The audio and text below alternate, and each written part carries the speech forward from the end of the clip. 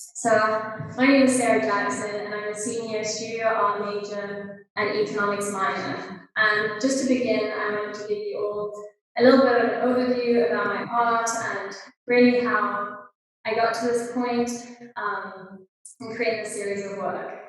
So I grew up in South Africa, and I lived there until 2018 when I came to Davidson. So I've been in the States for about 3.5 years. And since my freshman year, and even before that, my art was very much based on my upbringing in Johannesburg, which is one of the major cities in South Africa. But kind of prior to the last year or so, my art was created in a much more literal way. I would take pictures when I was back home in Johannesburg and in different areas of South Africa, and I kind of felt like I was just recreating them in the pieces I was making. So one of my big goals in the last, almost since I started at Davidson, I've been trying to reach this point in moving my art from a literal space to a more metaphorical space. And this really started to happen when I began to think about how I could use different South African plants and think about the interaction between those plants and how that can be used as a metaphor in exploring my movement between South Africa and America, and how that movement has changed my relationship with South Africa, as well as my experience in observing the socioeconomic disparities of South Africa. So just to give some South African context, in 2019, South Africa was named the most unequal country in the world. So there's a huge inequality, and in Johannesburg specifically, this inequality and the disparity is very visible in that environment.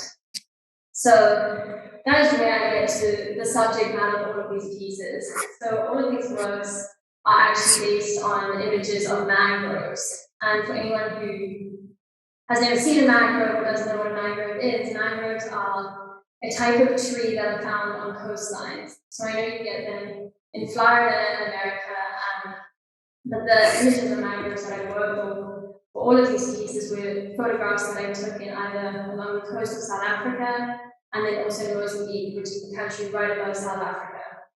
So just to give you a little bit of a view into my process, I would always start with my photographs, and then I would create collages from those photographs to sort out my composition, and then I would begin a work, which would end in these ones that you've seen behind me.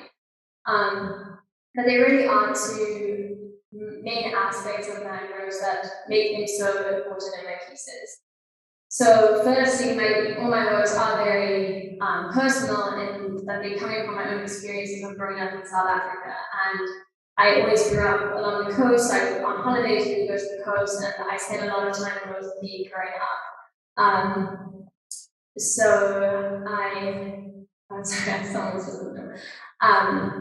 So I've had a lot of personal experiences with mangroves. And the second thing that makes them so important in my works is the characteristic of mangroves, that in nature they really are this dividing line between two disparate landscapes, the sea and the land.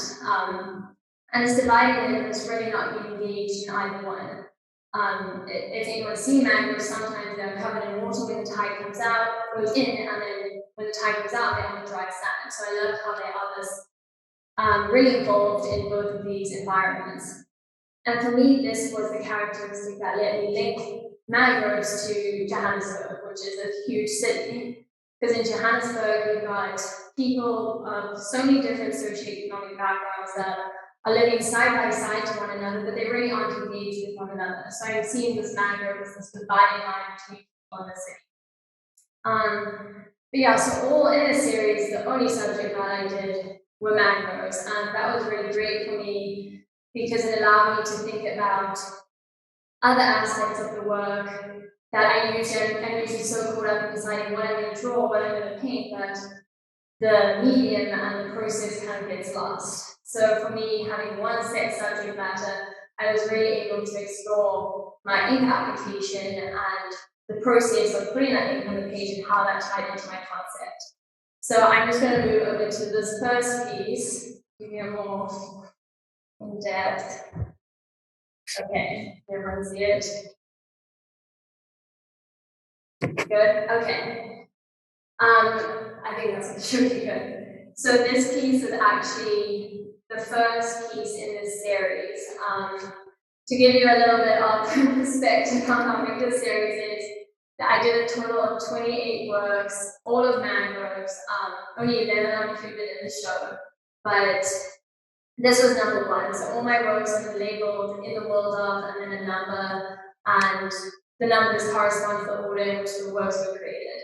So this was the first piece, and yeah, it's very different from a lot of the other pieces, but I remember when I made this piece, I knew I was very interested in how the ink moves on the page and how I had control of keeping that ink within the mangrove structure. But once I put it in that structure, it flowed how the way I wanted. So that from the start, my ink application, I knew was going to be important.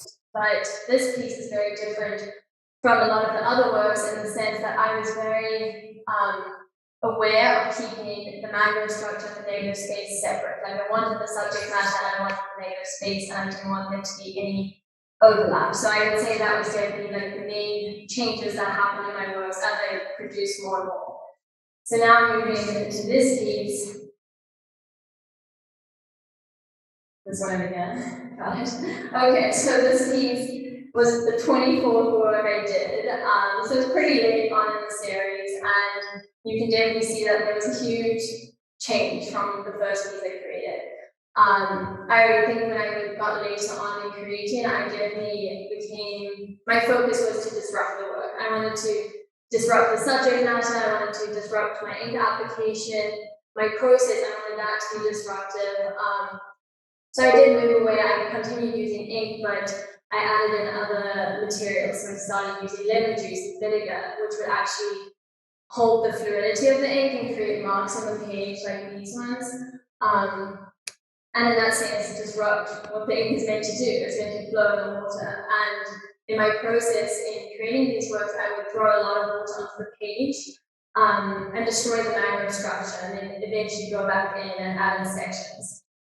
So yeah, I wanted to show you the variety of work and how my work really changed from the first piece to the 24th piece, and there were 4 pieces that followed this. But yeah, the series of work was really great in letting me explore the connection between my process, my medium, my subject matter, and my concept. And before we get to questions, I just wanted to thank a few people. Thank you so much to the art department, to Court, Joelle, Nicole, and Tyler, and Katie in her absence for helping me throughout the last 3.5 years. Your advice and all your encouragement has really been amazing. And thank you to Leah and Marissa and Carter for helping me set up this installation and get this all started. Also, shout out to Alice, who was my gallery intern on this project. Thank you so much to all the senior majors, and special shout out to Blanche for being my studio partner. And lastly, thank you so much to my parents and my sister for always being so supportive and encouraging. So I'm happy to take any questions now if anyone has. I think if you're on the Zoom, just type into the chat.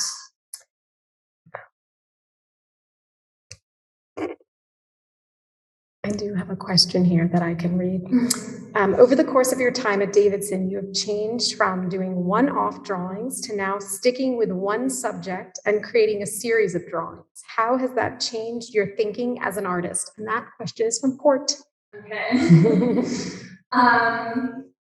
Yeah, I think when I was creating more just one-off drawings, as I said earlier, I felt always panicked about what I was going to create and what would be the conceptual side behind that I would create a piece and then kind of move on to it. Like I was scared to commit to a specific subject matter and really get into like the narrative behind that.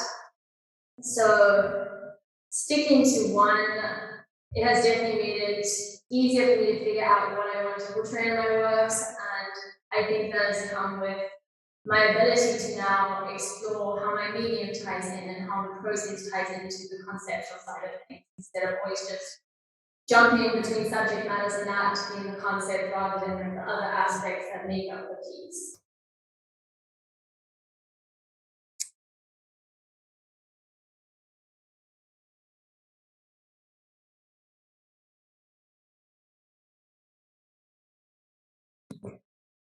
Are there any other questions? I'm happy to answer anything.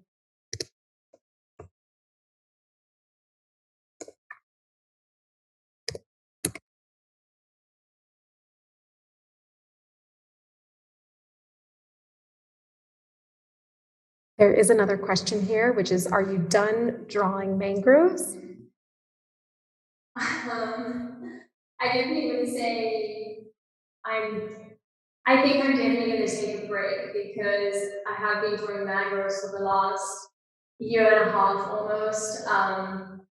Really, a lot of it in the last 6 months, but they've been on my mind for a lot longer than that. So I'm going to take a break, but I can always see myself going back. And this process with the ink that I've been doing for 28 works is continuously changing. And I mean, I haven't explored mangroves in any other medium really, even a little bit of charcoal. So I'm not done, but I'll definitely take a break after this. There's another question here from Megan that says, what do you find most inspiring as an artist? Okay. I think it's definitely inspiring just to be able to show others what's important to you, and especially making art in America. Having grown up in South Africa, I always feel like I'm talking about different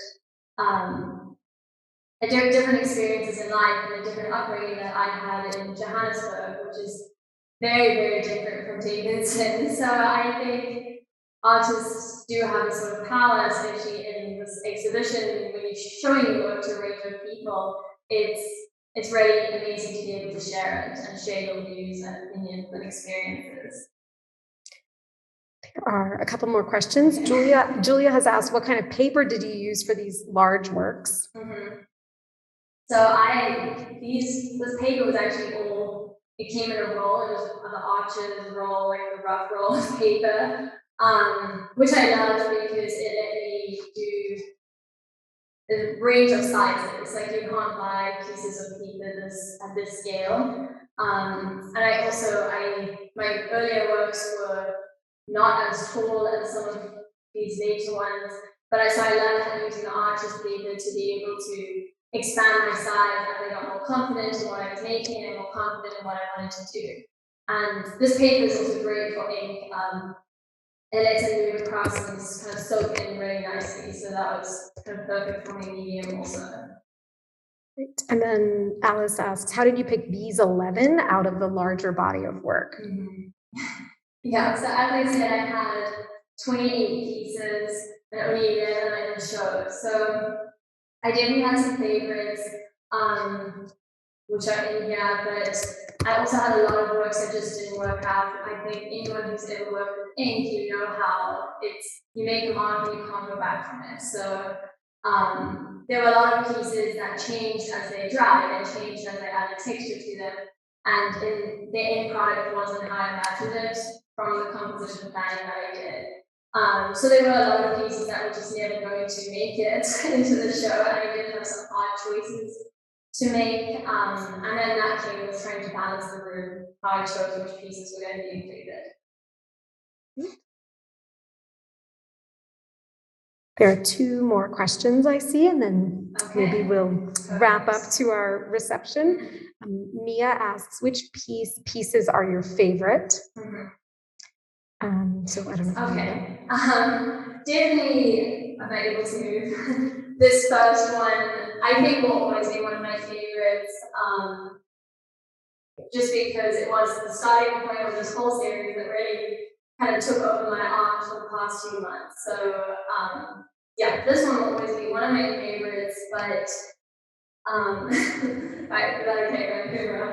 my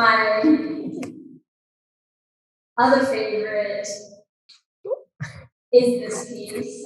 That's kind of why I set the stage in this show. As I made more works, I started to zoom in on certain areas of the compositions of mangroves. And this was the first work that I really just zoomed into a very specific area of the mangrove. And I love the texture I got out of it and the balance of colors that just came. So this really is probably my second favorite work. There's another question too. Two more. You've talked about purposefully not sticking your work all the way to the wall. Why did you choose to let it hang loosely? Okay, yes. So for everyone that is here, when you come to the gallery, you'll notice that the works are hung just using 2 nails at the top of each piece, and then the paper is pulled to the end of the nail, so it's hanging off the wall. And I did that when I started to realize how important that process for me of putting loads of water on the page was, and that would create crinkles in the paper. So I wanted to highlight that, like at the end product, I think people often don't think about the process that it took in making the piece. So I wanted to hang off the wall and emphasize the crinkles of the paper. And then the last question, who were your early artistic inspirations? Are there any mentors that you would like to mention? Yeah. So definitely my top 2 artist inspirations for these in particular, I would say is Marlene Dumas, and she's actually, I think anyone who's ever worked at ink has looked at Marlene Dumas. So she's actually a South African artist who does a lot of ink works. And I just really looked at her pieces and how I could use ink in not such a specific and detailed way, because I think she's really successful and amazing in doing that. And another artist that I looked at a lot was Anselm Kiefer, and he really looks at, he explores Germany's history with the Holocaust and how that affects present-day Germany. And I saw a similarity in my own art, I'm thinking about how you exist in this space where a lot of things have gone wrong, but you're still living in that present space. So I looked at his works with a lot of like conceptual side of things. And I think I just quickly have to mention William Kentridge. He has always been, he's my all-time favorite artist, South African artist. He is a charcoal, he does a lot of charcoal work.